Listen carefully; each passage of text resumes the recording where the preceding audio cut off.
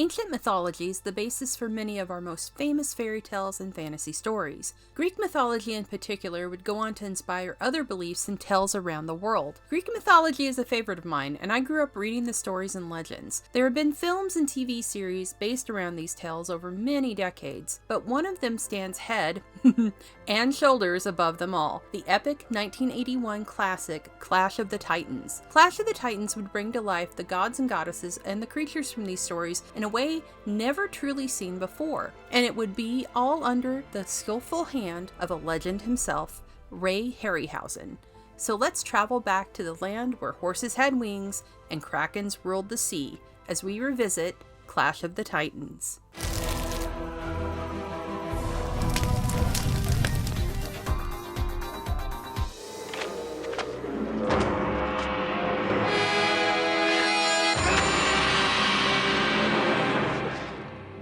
Clash of the Titans was the brainchild of writer Beverly Cross. Cross was a massive fantasy fan himself and had written one of the most famous fantasy films of all time, and Tom Hanks' favorite film, Jason and the Argonauts.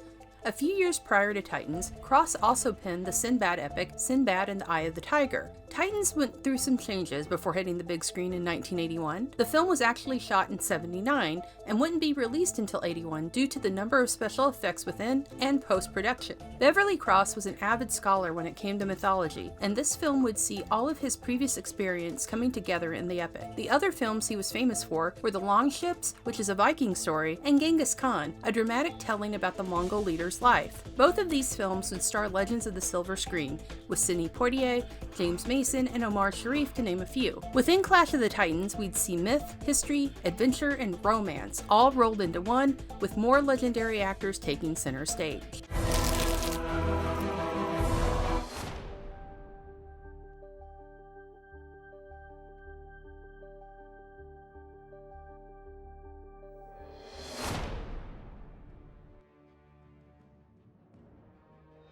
Clash of the Titans is mostly known for the creatures that inhabited it, and these were the creations of one of cinema's truest wizards, the great Ray Harryhausen. Harryhausen was not only the effects designer in the film, but he was also a producer. Chances are you've seen his work in movies, but even better odds are you've seen a movie that was inspired by his work in Hollywood. Harryhausen started in films as an assistant on Mighty Joe Young, working alongside Willis O'Brien, the man who created King Kong and who would inspire Harryhausen to become an effects artist. This was in 1949, and Harryhausen would continue working as a visual effects artist in numerous classic films like The Beast from 20,000 Fathoms, The Seventh Voyage of Sinbad, 1,000,000 Years BC, and many more. Harryhausen was a master of stop motion. His work is iconic, with Jason and the Argonauts and his Sinbad and dinosaur work, where many special effects and film artists will say they got the bug to start making films. Artists like Phil Tippett and Rick Baker were inspired by his work. Harryhausen was part of a legendary group who really helped inspire the monster kids of the 70s and 80s. Ray was very good friends with the king of the monster kids, Forrest J. Ackerman, and also Ray Bradbury, the prolific writer who he was actually friends with from back in his high school days.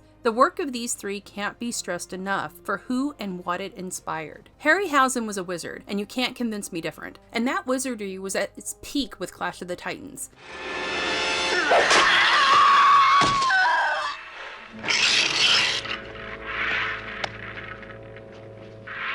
Sadly, this would be the last time Harryhausen would do this sort of work for the big screen again. But if you were going to have a film to go out on, Titans would be the one. Harryhausen would create some of the most beautiful stop-motion effects in cinema with his work on Titans. Medusa, Pegasus, the Kraken, Calibos, these creatures would come alive under the skilled hand of Harryhausen. And for the film to truly work, they had to, as the monsters within the mythology are some of the most key players of the story. Clash of the Titans follows the story of Perseus, the half-god son of Zeus, fathered by the king of the gods when he fell in love with a princess named Danae of the kingdom of Argos. Her father throws Danae and her infant son into the sea in a wooden box, and Zeus takes his revenge on the king as well as his entire kingdom using the terrifying Kraken. Let loose the Kraken!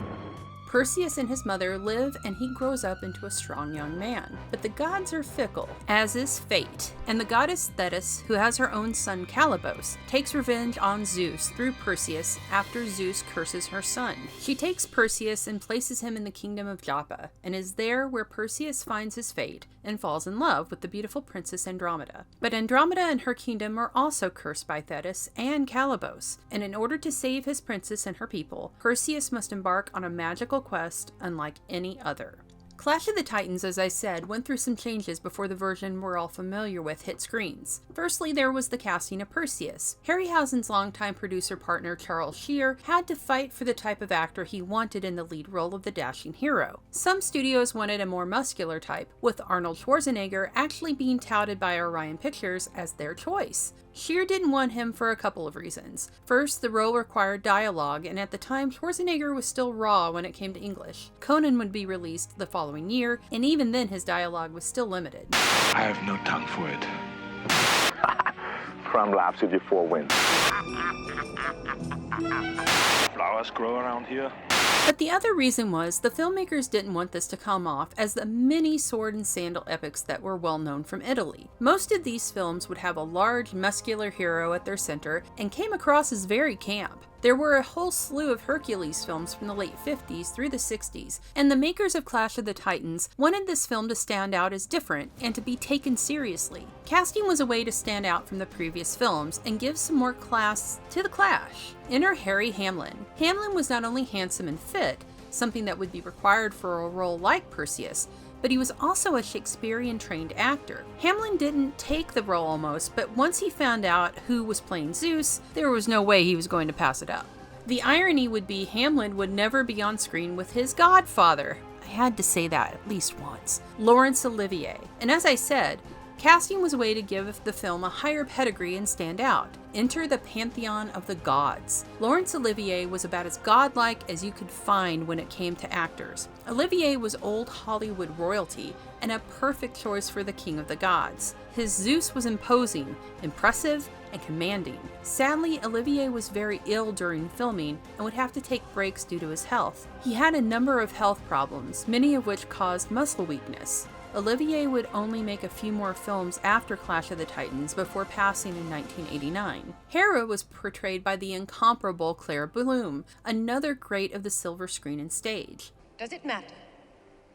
The death of a girl and her child. Girl. Thetis would be played by Maggie Smith. Smith was another grand lady of the stage and screen. In this role, though, she would be the vengeful goddess mother. Fans around the world would know her decades later as Professor McGonagall, and honestly, if you love Harry Potter or know someone who does, introduce them to this movie soon. Had it been his own child, Perseus, he would have forgiven him. But for my son Calibos, there is to be no mercy. Aphrodite would be played by the stunning Ursula Andress. While she got one of the top billings on the movie poster, Andress only had one line in the movie. But Zeus transformed himself into a glittering shower of gold and visited her. But when you're the goddess of love, you don't really need a lot of lines. Fittingly, she and Hamlin would fall in love during filming in 1979, and the relationship would result in a son born the following year. Susan Fleetwood was Athena, the goddess of wisdom who refuses to give up her owl to Perseus. Fleetwood was another pro from the stage and screen, and she should be familiar to viewers of fantasizing about fantasy films from our Young Sherlock Holmes episode as Mrs. Dribb. Sadly, Susan Fleetwood would pass at the young age of 51 in 1995 from cancer. Jack Gwilym was Poseidon, the god of the sea and keeper of the Kraken. Gwilym was another of the pros and had worked both on stage and screen. Funnily enough, he'd appeared as King Hades in Jason and the Argonauts in 1963. Burgess Meredith was Ammon, the friend of Perseus who finds him stranded and alone in the amphitheater where he resides. Where am I? What do you mean you don't know where you are? Ammon was a playwright, and Meredith plays him wonderfully and with a great bit of humor. Judy Bowker is Andromeda, the princess who must sacrifice herself in order to save her people unless Perseus is able to save her in time. A few years earlier, Bowker was starring opposite another legendary creature in the BBC version of Dracula with Louis Jourdan. Her mother, Queen Cassiopeia, was played by Sian Phillips. Phillips was another stage and screen pro. She'd portray another legendary mother a few years after Titans, and wonderfully creep everyone out in David Lynch's Dune as Reverend Mother Gaius Helene Mohiam. One of my, and many other, favorite characters in the film is Calibos, who is sort of a hybrid when it comes to live action and stop motion. Calibos was originally to be all stop motion, but it was decided that for a main villain like him, it needed more to bring humanity, such as it was, to the character. So the script was rewritten and Calibos was given dialogue, and actor Neil McCarthy was cast in the role. McCarthy suffered from acromegaly, a disease which caused facial features to grow larger than normal, among other symptoms. This made him very recognizable in all of the roles he played, of which there were many. Usually cast as a sinister character in films, he broke that mold with his appearance in the Monster Club the same year as Titans as a rather cheerful vampire hunter. As Calibos, he was stunning. He could switch from terrifyingly feral to heartbreakingly tortured due to his curse. With the skillful editing and magic of Harryhausen, mixed with McCarthy's talent, magic was made. It is divine goddess of the sea. Hear the prayer of your son, Calibos. Show me the way to justice. Sadly, Neil McCarthy would pass away at the young age of 52, only a few years after filming in 1985. Filming would take place around the UK, Spain, and Italy in 1979 from May through October. It's interesting to note that while it is called Clash of the Titans, the big bads in the film aren't actually Titans, nor is Perseus. The Titans were the first children of heaven and earth and came before the Olympians, so the Kraken, Medusa, and Calibos were never quote-unquote Titans. Just throwing that out there. One particularly interesting story that happened on set was Harry Hamlin went on strike due to how the scene with the killing of Medusa was written. He actually went into his trailer and refused to shoot the scene as on the page. It read similarly to how Captain Carter went down in Multiverse of Madness, or Death by Shield, and considered less messy and not as graphic. To Hamlin, it wasn't the way the myth actually was written, and he felt it should stay true to it. Finally, after much debate, Hamlin got his decapitation scene, and we got that really wickedly gross Medusa body leaking out acid blood from a neck stump.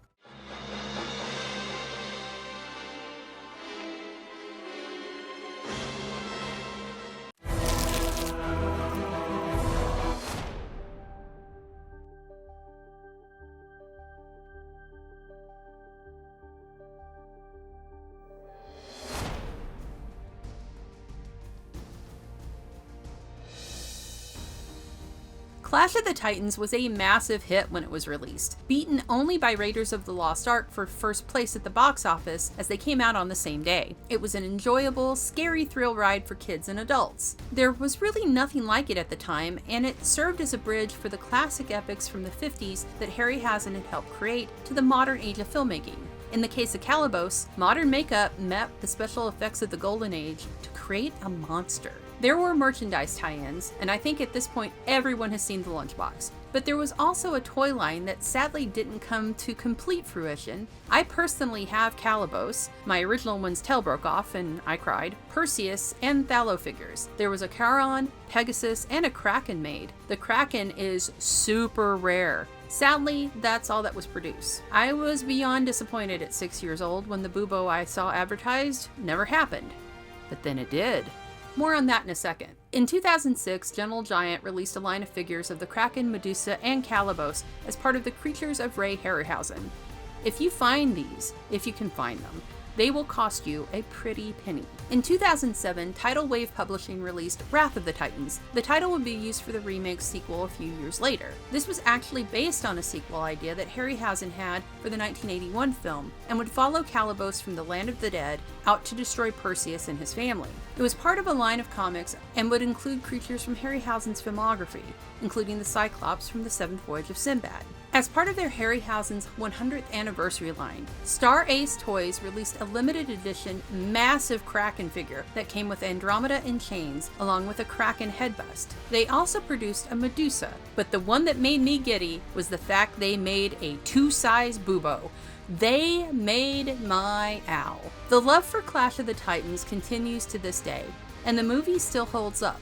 actually far better than the remake that was released in 2010. I won't go deep into this film and its sequel, but the movie was released in 3D with a massive amount of digital effects. And while I think we can all agree Liam Neeson is a god, there was something missing here that made the original so special. There may have been a bit of Star Wars worked in, as most films had during that time. Ray Harryhausen swore that the metal clicking and chirping bubo was designed before R2-D2.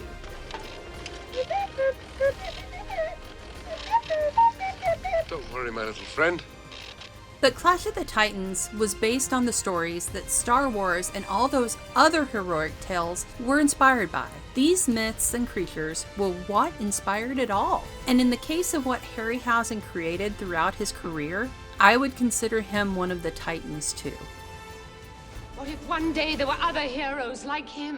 What if courage and imagination were to become everyday mortal qualities? What would become of us? It would no longer be needed. But for the moment, there is sufficient cowardice, sloth, and mendacity down there on Earth to last forever.